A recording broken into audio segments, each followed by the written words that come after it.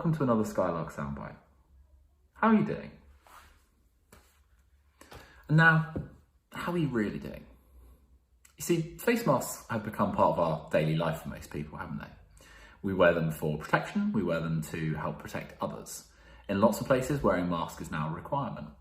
One website that usually sells handmade clothes reported that they'd sold $250 million worth of face masks between April and June of this year. With so many different designs, you can have whatever you want on the front of your mask. I have that one, and I have a spare one in my car just in case I go out and forget it. And just to be crystal clear here, I am 100% in support of face masks, and I believe that those of us who are able to use them should absolutely be doing so where we've been advised to do so. But certainly they're not perfect. They make it harder to communicate with people, and certainly they're not always comfortable. I don't know many people who would choose to wear one outside of the kind of global pandemic situation that we find ourselves in at the moment. But when we come inside and we take our face masks off, do we leave our masks on? Not our physical masks, but the ones that we can sometimes wear to hide what's really going on from other people.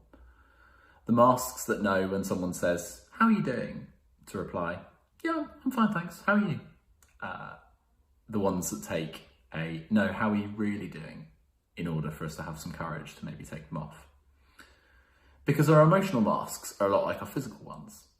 They protect us, perhaps from having to open up and be vulnerable.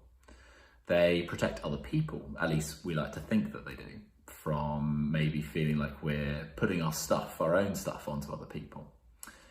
They certainly make it harder to communicate with people in a real or authentic way. And we can design our emotional masks to look like whatever we want, to project any view to people that we want to. Sometimes we even like to think that our emotional masks will hide us from God. We keep from him the things that we don't want to pray about, even though we know deep down that that's futile. And I get it. It's lockdown again, the nights are drawing in. It's so much easier when people reach out to just throw on the mask and retreat within ourselves. It feels somehow safer to be more insular in that way.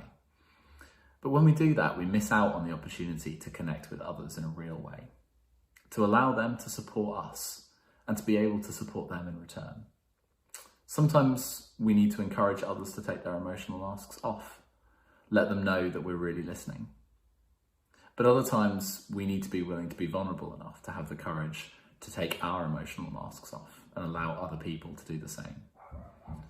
So whomever you come into contact with today, in the next week, in the next few weeks, throughout this lockdown period, whoever you might speak to on the phone, perhaps we can take the time and have the courage to take our emotional masks off and to ask and to answer, how are you really doing? You just might be surprised where you get to support somebody and someone gets to support you. Have a great day, friends. God bless.